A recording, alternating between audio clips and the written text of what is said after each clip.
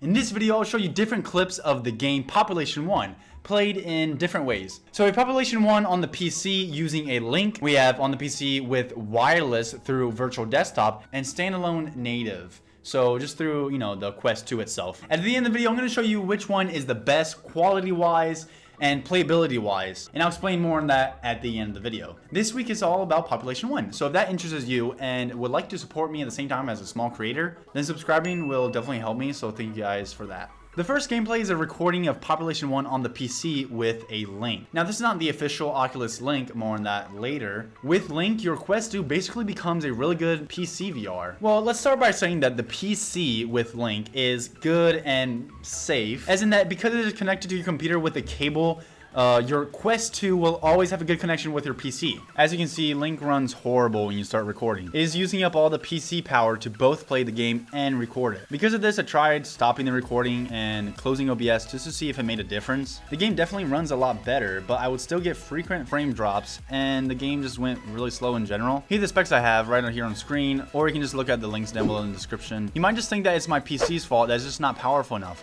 Well, actually, we're going to see later with virtual desktop that that is not the case. Oh, and guys, this is like a down-to-earth comparison.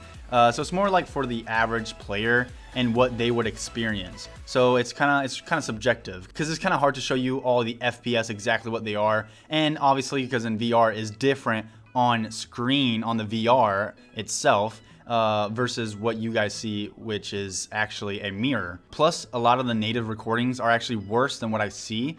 I see it perfectly when I'm recording on native, but when I look back and watch the recordings that I did on the native, they're a lot worse, and I get like some frame drops and just weird not glitchy, like weird pixely effects. I don't know what you call them, but it's just not what I see actually in the VR. So it's really hard to do these kind of comparisons, guys. This is taking me a long time to do, so I really appreciate a thumbs up.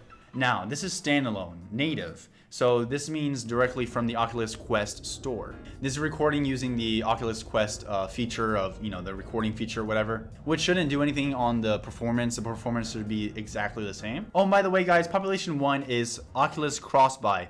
More on that on the video over here. Now, standalone is probably the most convenient out of all of them because it is so easy to start playing right away. But will it hold up against your computer? Now, finally, we have Population 1 on the computer wirelessly through virtual desktop. This is not in order worst to best, or maybe I'll be talking about that later in the video. This is probably my favorite way to play PC games in VR. Because yes, you can play your favorite PC games that you wouldn't be able to on the Oculus Quest because the Oculus Quest store has a very limited library, and you can play them wirelessly. So I think that's pretty cool. So as you can see on wireless, no cables. Quality is actually really nice. Oh my gosh, this is so clear.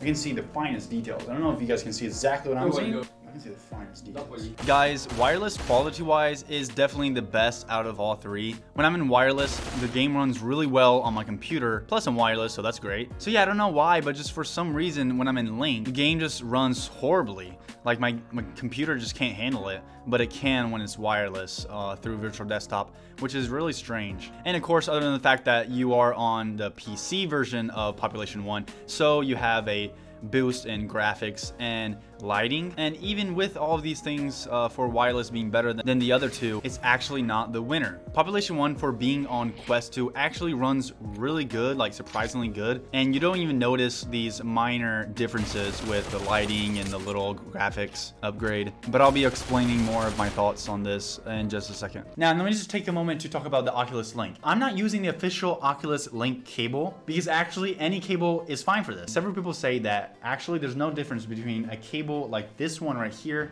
and the official Oculus Link cable. So if you don't want to spend $100 on the official Link cable, here's some other choices on Amazon that I recommend. Like this one is 30 bucks for 16 feet, which is just as long as what the official Oculus Link cable is. Okay, so finally, after gathered all this information, there actually is no winner above all of them because this depends by what you want and what you have already. If your computer is not powerful enough, obviously the native is going to be better. If your computer is really powerful, but you don't have a powerful enough Wi-Fi, then Link would be better. So it just kind of depends by the situation, but I think overall, definitely native is the best. No. Now this is obviously subjective. In my opinion, native is the easiest. Like I said before, it's so easy just to grab your VR headset, put it on, select Population 1 and already be playing, and wireless too. And actually Population 1 is well supported for the Quest 2 natively. So you get great performance. I mean, obviously as we saw, the PC was better at this, but still it is great for its game, and it's just a lot more easier, and you're directly on the Quest 2. Like if you want to go back home and want to quit, boom, you quit and you're done. You know, you don't have to go through different things. It just makes it a lot easier, more convenient. But in second place, if you have a good computer and a good Wi-Fi connection, then definitely PC wireless is the way to go for this. I made a video on how to play your PC games on the Quest 2 wirelessly through virtual desktop. If you don't know how to do that, make sure to go click on this card up here or link down below in the description. So yeah, that is it for this video. That was my opinion. If you disagree or have anything to say, please write that down in the comments. I look at all the comments and would love to reply to yours. Make sure to give this video a thumbs up if you made it this far, and subscribe to my channel, Diamond.